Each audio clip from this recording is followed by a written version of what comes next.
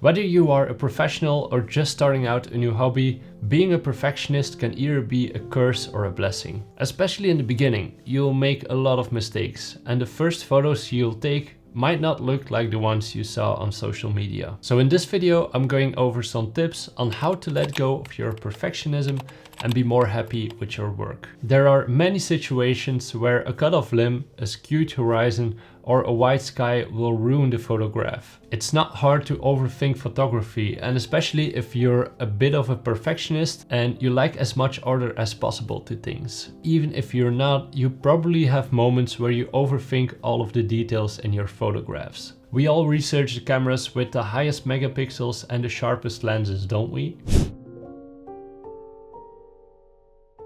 Let's attribute this mindset shift to the influence of social media. The pressure to constantly produce engaging content and fuel the content machine is undeniable. I think we shouldn't expect ourselves to deliver flawless, breathtaking, top-tier work every single moment. And if we're only fixated on creating content that stops the scroll, we risk missing the chance to actually document our lives and capture moments as they unfold. Not every special moment occurs in perfect lighting with flawless appearances. Not every picture will take result in the spotlight. And not every moment that is worthwhile is an opportunity for promotion. Let's not lose sight of who our memory truly belongs to. Our journey with photography didn't start with the aim of gathering followers or keeping an audience entertained. More likely, it began as a means to hold on to passing moments a bit longer. As we speak about passing moments, I'd like to take this moment to tell you that 95% of you who are watching aren't subscribed to the channel, so it would mean a lot to me if you would hit the subscribe button.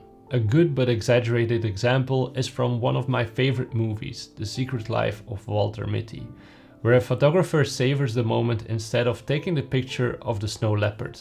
If I were him, I would have shot the whole roll of the big cat, but it's delivering the message. Please keep in mind what's a good moment for you, which pictures you are going to remember for the rest of your life, and please don't do it for anyone else. In my life, it's pictures that I won't even share anywhere, that are closest to my heart, like seeing my niece growing up, or those inside jokes with friends that are zoomed in 500 times on a phone.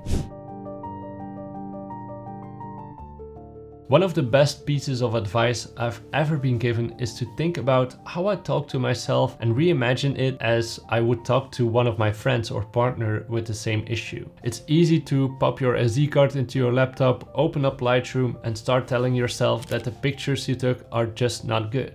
Instead, I try to look at my photos as if a friend took them, because you don't really want to hurt their feelings, do you? In the end, you still want them to be your friend. Why don't we do this to ourselves? If I would give feedback to a colleague or friend, I would serve them the positive feedback sandwich. The first slice of bread is a positive thing. Something like, "Yeah, I love how you did the composition." Then next up, you give the negative thing you noticed. But maybe next time you can use a wider aperture. And then just finish it off with the next slice, which is also a positive thing, but I can see that you have an eye for photography. Imagine getting feedback like this instead of getting told that the photo sucks or it's just plain bad. I'm trying to do this myself as well, seeing the beauty in the imperfection and calling it artsy. You might get away with it as well. What about those other 70 to 80% of photos that you didn't give a 5-star rating in Lightroom? Are they all just bad? Not necessarily. I've captured numerous photos where technical flaws weren't the issue. They simply lacked that special spark. Sometimes they played it too safe, other times they failed to captivate. Occasionally I let outside influences overshadow my vision, and yes, at times they were just plain technically flawed.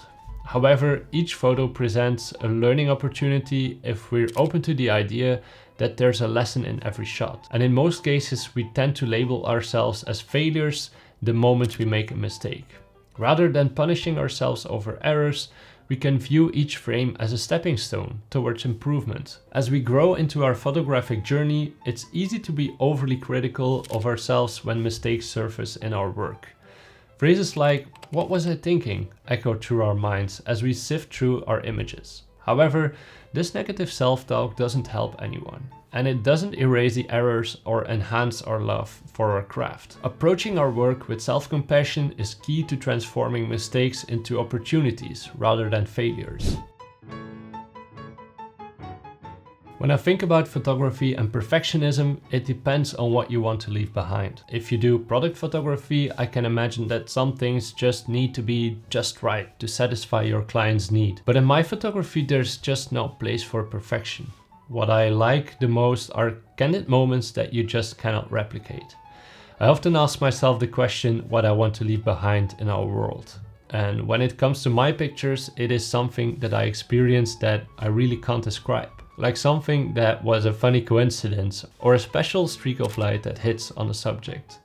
Or maybe a special sunrise or sunset that I thought was beautiful. I tried to translate this to my YouTube videos as well, being as genuine as possible and trying to teach something to someone who's watching.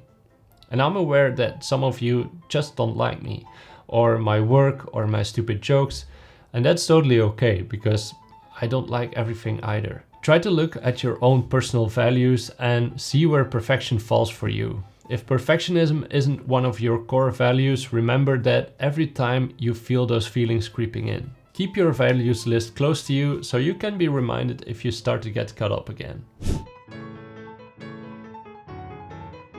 Either if it's graphic design, videography, painting or photography, we all started because we enjoyed doing it.